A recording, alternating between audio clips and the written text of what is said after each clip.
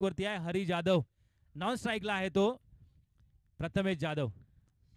जी हा सर. आणि ह्या पडवणे संघाचा मोठेपणा सर पाहायला गेलात ना, तर तुम्हाला तो ह्या अगोदर पडवणे संघाची ज्यावेळी स्पर्धा होती ना, पहिला चेंडू झेल उडतोय, पायचा मोठा धक्का बसतोय का, आणि बसलाय. क्या बात है. आणि मात्र या ठिकाणी नोचा इशारा. मला वाटलं कुठेतरी मोठा धक्का बसला की काय, परंतु चेंडू कमरेच्या खूपच वरून एक नोचा इशारा तोय पंचांचा, आणि एक चांगला निर्णय म्हणावा लागेल. रिप्लेच्या माध्यमातून आपण पाहू शकता हा चेंडू कुठे टाकला होता. 100% नो असेल. एकच नोच आहे का नाही, 2 धावा. परंतु पहिल्याच चेंडूवरती थोडंसं ट्विस्ट आलं होतं. या ठिकाणी पहिल्याच चेंडूवरती मोठा हादरा होता, परंतु आपल्या बॅटवरती थोडासा भरोसा दाखवतायत. बॅटसाठी आपल्या कीज घेऊन नेहमीप्रमाणे. आता मात्र प्रथमेश, आता मात्र या ठिकाणी जर चांगली फिल्डिंग या ठिकाणी झाली असती तर मात्र चित्र काहीतरी वेगळं असतं. आज मात्र दोन्ही खेळाडू कुठेतरी या ठिकाणी चाचपडतायत. आणि सर चाचपडण्याचं कारण सुद्धा असू शकतं, कारण स्पर्धा आता शेवटच्या दिशेने चाललेली असताना, काही सामने बाकी असताना तुम्ही तुमचा पहिला सामना खेळताय, आणि त्यामुळे तुमचं इथे फुटवर्क तेवढं चालणं सोपं नाही आहे. कारण सकाळच्या सत्रामध्ये तुम्ही कुठेतरी बाहेर होता, आणि त्यानंतर तुम्ही आता अचानक इथे 4 वाजता संध्याकाळी स्पर्धेचा पहिला सामना खेळताय. त्यानंतर कुठे तुमची मुवमेंट ज्या पद्धतीने व्हायला लागतील तेवढ्या होणं कठीण आहे, आणि म्हणूनच याचा फायदा उचलण्याचा प्रयत्न विजयदुर्ग संघाने केलेला आहे. पुन्हा एकदा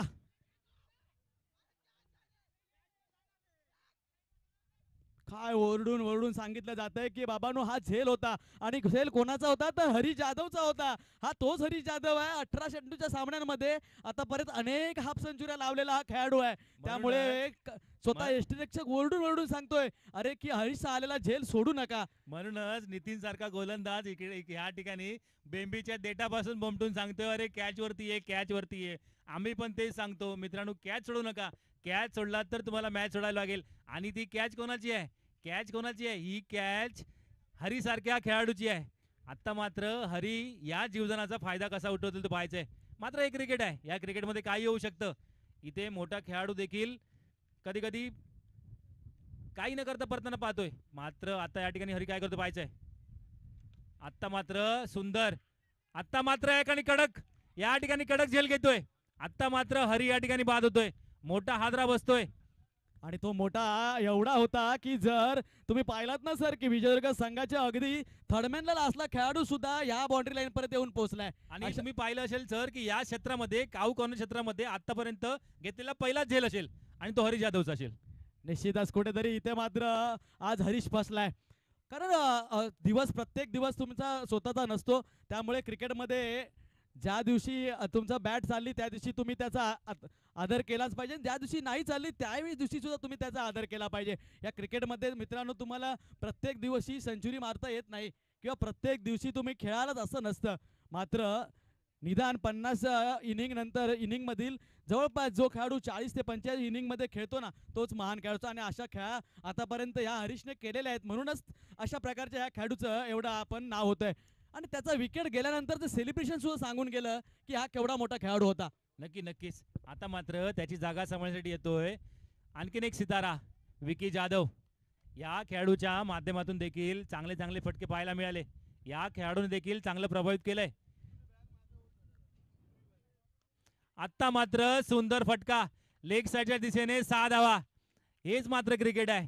या क्रिकेटला कमबॅक करण्याची गरज होती, तिथे मात्र कमबॅक केलंय विकीच्या माध्यमातून. डीजे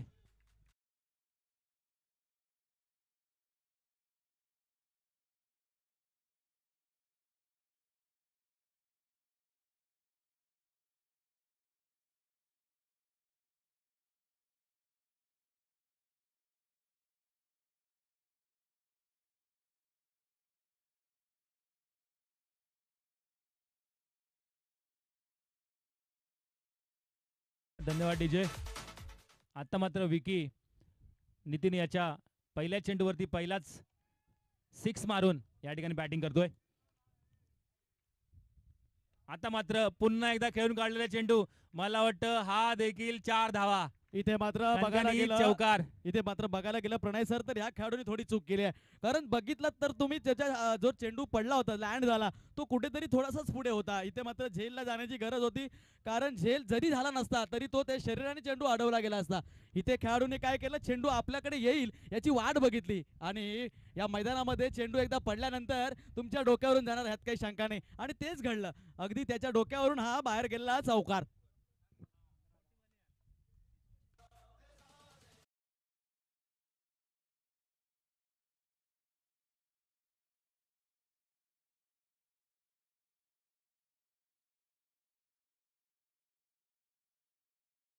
आणि फिल्डिंग करण्यासाठी उपयुक्त नाही, कारण या ठिकाणी जर फिल्डिंग करायची असेल तर तुम्हाला खूप मेहनत घ्यावी लागेल.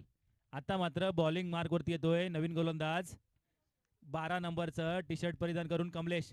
कमलेशने मात्र मगाशी चांगली गोलंदाजी केली होती. लेफ्ट हँड राऊंड विकेट मारतोय. आता मात्र या ठिकाणी 6 धावा. हा खेळाडू कमरेमधून एवढा स्ट्रॉंग आहे जसा आमचा सूर्या बांदकर होता.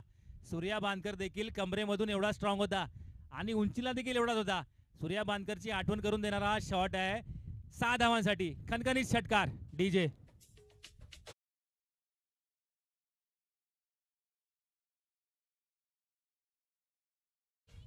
पुढचा चेंडू कमलेश याचा. निश्चितच आता हा मात्र उजव्या हातीचा आमचे खूपच पंच बारूदार चेंडू. आणि सर तुम्ही सूर्या बांदकरचं नाव घेतलात आणि त्यानंतर कुठेतरी तुम्ही त्या सूर्याची सुद्धा आठवण केलात, ज्या सूर्या सध्या रात्रीचा तळपतोय. IPLच्या क्षेत्रामध्ये जर पाहिलं तर हा सूर्यकुमार यादव, त्याचं क्षेत्र जरी सुद्धा पाहिलं ना तरी तुम्ही ह्याच क्षेत्रामध्ये त्याच्या भरपूर धावा पाहता. चेंडू कुठेही टाका तो फाईन लेगच्या डोक्यावरूनच मारतो. जसा की हा फटका निघतोय ह्या आपल्या प्रथमेशच्या बॅटमधून, चेंडू जातोय मिड विकेट बाउंड्री लाईनच्या बाहेर. मिळतायत धावा 6. शायद तो नहीं मेरा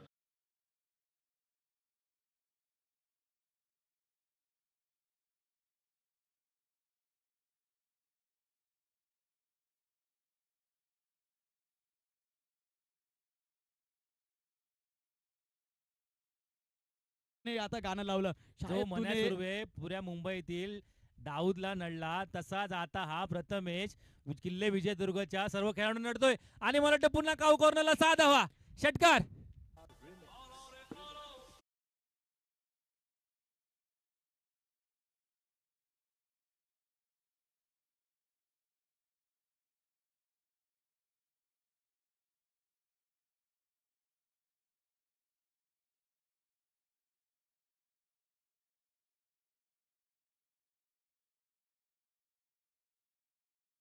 सारखा फलंदाज डगआउट मध्ये पोहोचला त्यानंतर प्रथमेश दाखवून देतोय की क्या हुआ.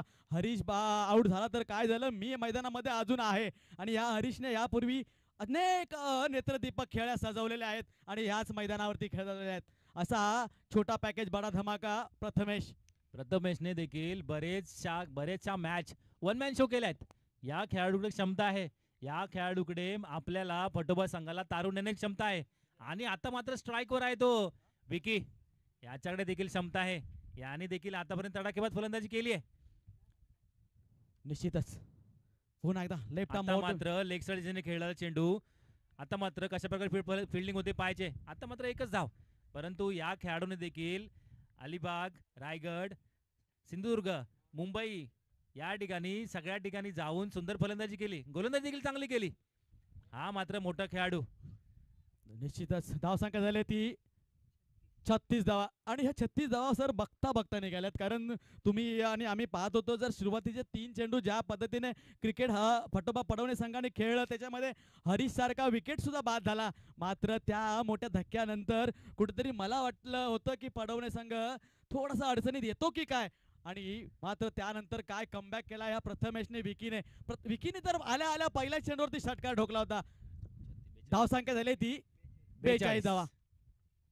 42. प्रथमेशने देखील शफल होऊन कसं खेळायचं असतं, शफल झाल्यानंतर त्या चेंडूला बाहेर कसं भिरकावून द्यायचं असतं, म्हणजे शेवटच्या चेंडूवरती शफल झाल्यानंतर 6 धावा. 42 बॉल बॉल किती आले? ओव्हर झाली.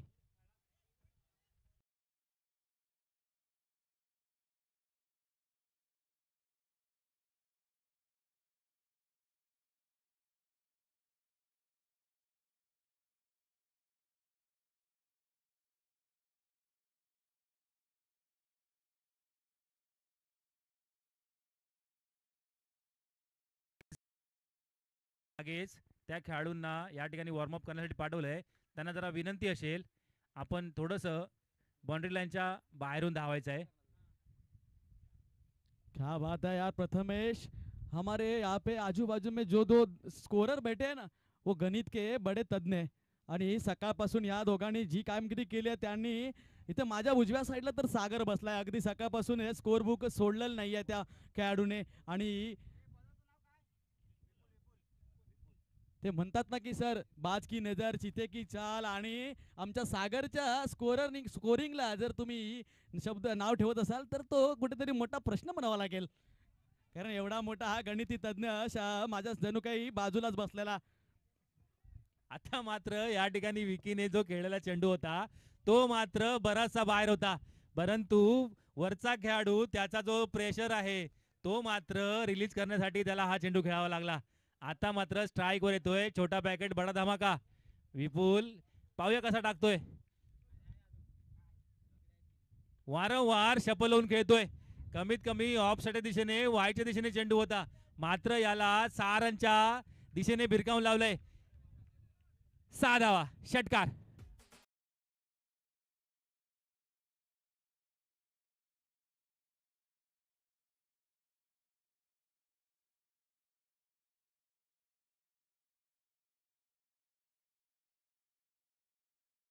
कांदे लावायची परिस्थिती निर्माण झाली होती, परंतु आता मात्र बाबू वाटेकर नक्कीच सफरचंद खाईल. आता मात्र या ठिकाणी थोडासा फंबल होतोय आणि शपलवून खेळण्याच्या प्रयत्नामध्ये षटकार मारण्याच्या नादामध्ये थोडासा बीट होतोय. हरकत नाही, एक चेंडू डॉट गेला, परंतु मी पुढच्या चेंडूवरती कमबॅक करेन. आता मात्र बॉलरने कमबॅक केला, परंतु चेंडू हा षटकार मारण्याचाच होता. परंतु आता 49. मित्रांनो, स्कोरवरती लक्ष ठेवा. प्रत्येक चेंडूवरती जर स्कोर विचाराल तर या ठिकाणी आम्ही सांगू, हरकत नाही, पण तुमचं कॅल्क्युलेटिव्ह क्रिकेट पण तुम्हाला खेळता आलं पाहिजे. या ठिकाणी मात्र 2 धावांपासून काही रोखू शकत नाहीत. अगदी जीवाच्या आकांताला, जीवाच्याला running between the wicket Vicky यांचा खूप चांगला आहे. आता मात्र दाखवून देत आहेत. या ठिकाणी आता मात्र शेवटचे काही क्षण असतील. धावफलकावरती धावा लागल्या त्या 51. आणि जर पहिल्या सामन्याचा विचार जर केला ना प्रणय दादा, तर ह्या विजयदुर्ग संघाने 53 धावा चेस केल्यात. त्यामुळे कुठेतरी पुन्हा एकदा त्याच प्रकारचं आव्हान त्यांच्या समोर उभं ठाकतंय की काय, आणि मला वाटतं त्याच पद्धतीचं पुन्हा एकदा तेच आव्हान समोर येणार आहे. कारण 3 षटकाच्या समाप्तीनंतर धावाल्यात 51 आणि पुन्हा एकदा करायचे आहेत 52 धावा. मागाच्या सामन्यामध्ये 53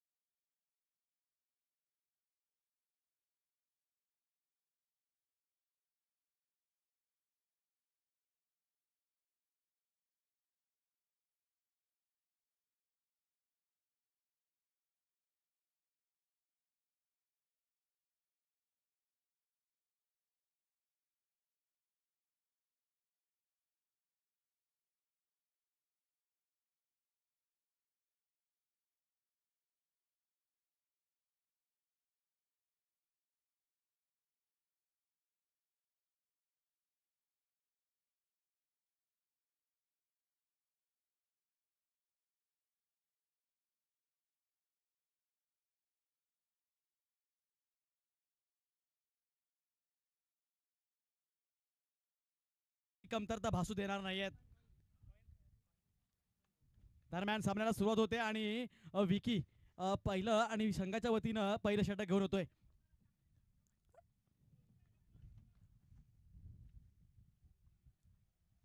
राईट आर्मवर पहिला चेंडू डाव्या बाजूने जाणारा, मात्र निश्चितच कुठेतरी या चेंडूवरती ज्या प्रकारचा फटका यायला पाहिजे होता तो आला नाहीये. थोडासा नाराज दिसतोय तो रोहित, कारण त्यालाही माहिती आहे की अशा प्रकारच्या आखूट टप्प्याचा चेंडू, लेग स्टंपच्या दिशेने जाणारा चेंडू, या चेंडूला मी कसा काय स्टँड मध्ये डिपॉझिट करू शकलो नाही. आणि आता मात्र एक झेल उडतोय स्वतः विकी चेंडूच्या खाली आणि कोणतीही चूक नाही. कोणतीही चूक न करता पहिला हादरा, आणि पहिला हादरा कोणाचा? मागच्या सामन्यातील मॅच विनरचा. हा मोठा मासा आहे, हा मोठा मासा गळाला लागलाय, मोठा मुतखडा गळाला लागलाय. हा मात्र पटकन गळून पडलाय. आता मात्र विकी या ठिकाणी वरचढ ठरतोय. मगाशी हाच खेळाडू, ज्या खेळाडूने अक्षरशः धुमाकूळ घातला होता, ज्या रोहितने रोहित शर्माची आठवण करून दिली होती, त्या रोहित शर्माची आठवण करून दिली, असा खेळाडू मात्र आता परततोय. थोडासा नाराज आहे स्वतःबद्दल, पण या ठिकाणी नाराज होऊन चालणार नाही. आता मात्र नितीन सारखा ज्यांनी चांगली गोलंदाजी केली, तो मात्र खेळाडू आता बॅटिंग करण्यासाठी उतरतोय. आणि निश्चितच सर, म्हटलं जातं ना की क्रिकेटमध्ये काही कोणतीही गोष्ट परमनंट नसते. जर बघायला गेलं ना सर, जर तुम्ही एखाद्या खेळाडूकडून प्रत्येक सामन्यामध्ये 50 चौकार षटकारांची जर तुम्ही जर अपेक्षा ठेवलात ना, तर हा खेळ कधीच बंद झाला असता. इथे लाखो करोडो खेळाडू येऊन गेले, मात्र खेळ तसाच आहे. नक्कीच नक्कीच. आणि हाच रोहित जर जर का रायगड किंवा भिवंडीचा खेळाडू असताना, तर त्याची आजच्या आज इथे बोली लागली असती, कमीत कमी 1 लाख रुपये. काय सांगाल? निश्चित त्या प्रकारची फलंदाजी त्या खेळाडूकडे आहे, कारण मी मगाशी सुरुवातीपासून त्याने ह्या सामन्याच्या अगोदरच्या सामन्यामध्ये जी फलंदाजी केली, त्या अगोदरपासून मी त्या खेळाडूचा चाहता आहे. आणि चाहता का होतो सर? कारण त्याच्या फलंदाजीने मी मंत्रमुग्ध झालो होतो. कारण ह्या अगोदरच्या स्पर्धांमध्ये त्याची बॅटिंग मी पाहिली. तो काय करतो, सुरुवातीला सलामीला येतो आणि अगदी शेवटपर्यंत टिकून फलंदाजी करतो. मात्र कुठेतरी आज मात्र तो फसला. आज मात्र विकीने त्याला आपल्या जाळ्यात फसवलं.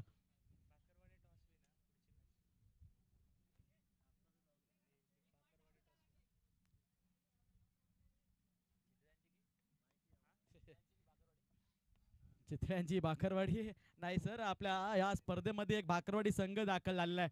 आणि एक अजून एक चांगला फटका येतोय, पायचा झेल होतोय का? आणि हा झेल बाद.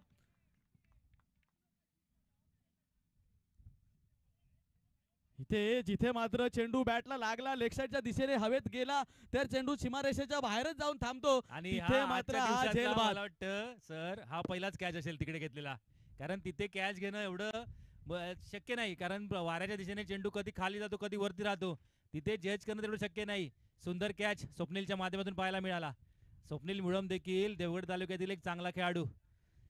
निश्चितच जर विचार केला तर त्या क्षेत्रामध्ये सर, सकाळच्या क्षेत्रामध्ये आपण पाहिलं होतं तर केदार पाटील नावाचा एक खेळाडू इळिया संघाचा जो आहे, त्याने एक त्या क्षेत्रामध्ये एक चांगला अप्रतिम झेल टिपला होता.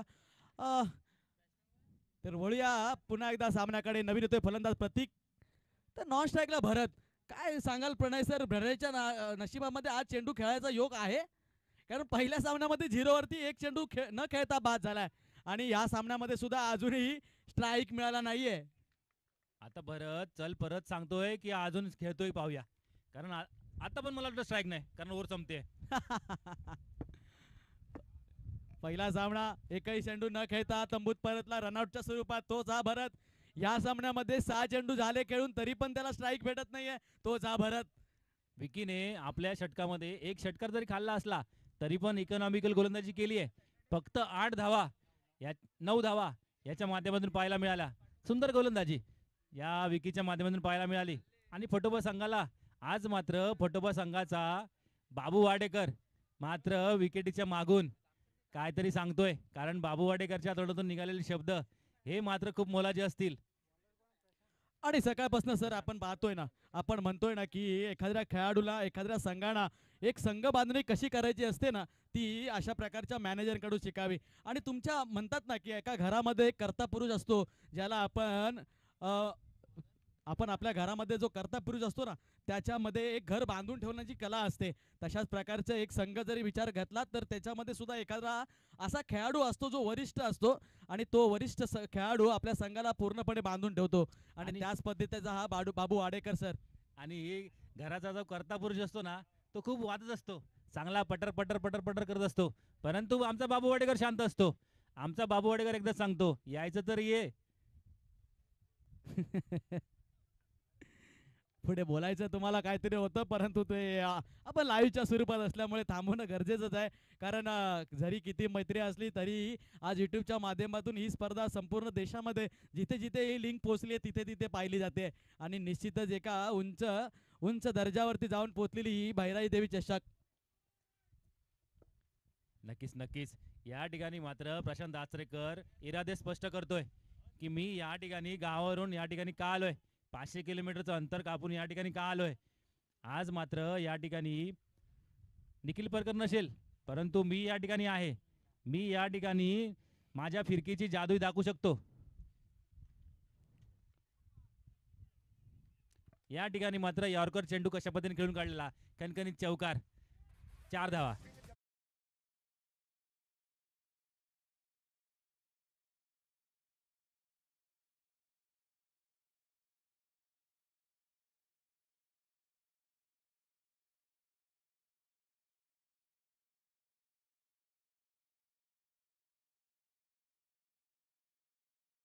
इथे मात्र झम्पिंग झपांग करण्याची गरज आहे ती फलंदाजाला. कारण फलंदाजांचा जर टार्गेट जर पाहिला तर रोहित आउट झाल्यानंतर खरोखरच हा टार्गेट 52चा नसून जवळपास 92 धावांचा वाटायला लागलाय की काय. कारण एक खरा अर्थाने विजयदुर्ग संघाचा तारणहार, विजयदुर्ग संघाचा आधारस्तंभ पहिल्याच दुसऱ्या चेंडूवरती तंबूत परतला होता, तो म्हणजे रोहित.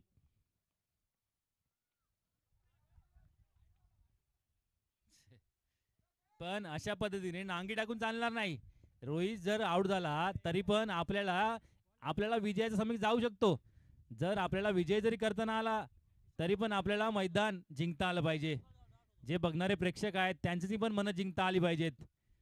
आणि म्हणूनच म्हटलं जातं ना सर की क्रिकेट हा सांघिक खेळ आहे. इथे कोणीच एक खेळाडू किंवा एक गोलंदाज किंवा एक बॅटर हा सामना खेळू शकत नाही आणि म्हणूनच 11 जणांनी बनलेला हा संघ असतो. जर प्रत्येक वेळी प्रत्येक सामन्यामध्ये रोहितच जर खेळणार असेल तर तुम्हाला संधी कधी मिळणार आहे. तुम्हाला काय, तुम्ही फक्त फिल्डिंग करत बसणार आहात. तुम्हाला हा खेळ दाखवण्याची संधी आज मिळाली आहे. तुम्हाला हा सामना जिंकून देण्याची गरज आहे विजयदुर्ग संघाला, कारण तुम्हाला रोहितने आतापर्यंत ही संधी दिली नव्हती.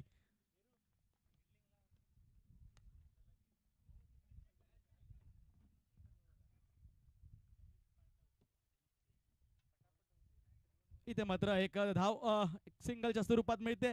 एका धाब्याने संघ धावसंख्या 2 पोहोचते ती 17 धावा असं सांगतायत माझ्या डाव्या बाजूला बसलेले प्रथमेश दादा. काय कामगिरी केली या प्रथमेश दादाने. आणि माझ्या उजव्या बाजूला तर सकाळपासून अगदी सकाळपासून या स्पर्धेचं गुणलेखन केलंय ते सागरदा.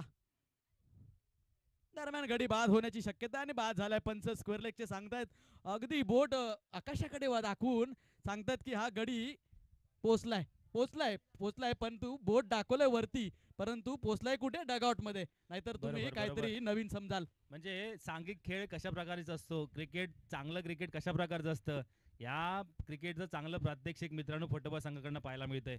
अशा प्रकारचं क्रिकेट खेळायचं असेल तर मित्रांनो सगळे 11च्या 11 खेळाडू, या 11च्या 11 खेळाडूंमध्ये समतोल पाहिजे. कारण जो थ्रो विकीने मारला तो थ्रो किरणने म्हणजे विकेट किपरने कसा घेतला आणि त्याला विकेटी धावचित कसं केलं याचं मात्र चांगलं उदाहरण. आता मात्र या ठिकाणी बॉलर येतोय स्वप्नील मुळम. अरे निश्चित स्वप्नील मुळमला देखील या ठिकाणी सिद्ध करावं लागेल. अजूनपर्यंत स्वप्नील मुळम तेवढा सिद्ध झाला नाही. या ठिकाणी चांगला स्कोर मारल्यानंतर देखील स्वप्नील मुळमला आता सिद्ध करावं लागेल, कारण मी देखील चांगला गोलंदाज आहे. आता मात्र या ठिकाणी सुंदर गोलंदाजीचं प्रात्यक्षिक पाहायला मिळतंय, परंतु अजून 5 चेंडू शिल्लक आहेत. या 5 चेंडूत देखील या ठिकाणी स्वप्नीलला दाखवायला लागेल की मी देखील या संघामध्ये का आहे, या संघामध्ये मी गोलंदाजी का करतोय, स्लॉग पद्धतीचा ओव्हर का टाकतोय. शेवटचे 5 चेंडू शिल्लक आहेत आणि मला वाटतं जिंकण्यासाठी खूप धावांची गरज आहे. धावफलकावरती धावा आहेत त्या 18, अजून ही एक धाव म्हणजे 19 धावा लागल्यात. आणि विजयासाठी आपण बघितलं तर 52 धावांचा टार्गेट सेट केलेला असताना आणि प्रणयदादा सांगायचं एक तात्पर्य असतं की संधी ही प्रत्येकाला वेळ दररोज भेटत नाही. ज्या अर्थी आज रोहित या सामन्यामध्ये लवकर बाद झाला त्यानंतर कुठेतरी बाकीच्या खेळाडूंनी आपलं खेळ उंचावण्याचा प्रयत्न करायला पाहिजे होता आणि त्याचंच उदाहरण जर द्यायचं झालं तर निखिलची अनुपस्थिती असताना विकी याने काय कमबॅक काय प्रकारची गोलंदाजी केली, कारण विकीला निखिल असताना गोलंदाजी मिळत नव्हती. गोलंदाजी त्याला प्रत्येक वेळी मिळते, परंतु कमबॅक तर केला. कमबॅक ज्या पद्धतीने टीसीसी बापर्डे संघाने केला त्या पद्धतीची खेळी आज तुम्हाला करायची होती. टीसीसी बापर्डे संघाकडे आज त्यांच्या खेम्यामध्ये थोडेसे कमी खेळाडू होते, परंतु टीसीसी बापर्डे संघाने या ठिकाणी खेळी केली, मैदानात उभे राहिले आणि जिंकून देखील दाखवलं. आता मात्र या ठिकाणी बाबू वाडेकर खुश होतील, कारण माझ्या हातात बॉल आला, कारण आणि- तो बॉल बरोच वेळाने गेला, मगाशी एकदा गेला होता, परंतु आता मात्र या ठिकाणी बाबू वाडेकर खुश होत आहेत. बाबू खुश तो सब खुश. जी हाँ, आप इनको कह तो रहे हो बाबू, लेकिन ये बाबू नहीं है, इनके बड़े बड़े 2-3 बाबू रहेंगे. नक्कीच नक्कीच, इनके बड़े बड़े बाबू है, लेकिन ये बाबू भी कम से कम 45 उम्र का है. अरे ये हमारा इसके लिए तो लाडला बाबू है. हे आणि बाबू याच बाबूला जेव्हा भंडारी चषक होतो त्या भंडारी चषकामध्ये खूप मान आहे, कारण या बाबूला भंडारी चषकामध्ये घेऊन जायला लागतं आणि ते पण तिथे त्याला पाचारण करावं लागतं की तू ये म्हणून, कारण त्या भंडारी चषकामध्ये अशी एक अट असते की त्याच्यामध्ये 40+ एक खेळाडू पाहिजे. 40+ सुद्धा खेळ आला, क्रिकेट आला, त्यानंतर सर अशा प्रकारचे सुद्धा आतापर्यंत आपण काही वेगवेगळ्या प्रकारचे स्पर्धा भरायला सुरुवात झालेली आहे. त्यामध्ये आपण आता उल्लेख केला 40+ सामने भरवले जातात. त्यानंतर तुम्ही एक असं कुठेतरी पॅम्पलेट पण वाचलंय आपण की दारू पिऊनच सामने खेळायचे आहेत. म्हणजे कशा कशा प्रकारच्या स्पर्धा सुद्धा यायला लागल्या आहेत. पण परंतु दारू ही वाईट नाहीच ना. फक्त ती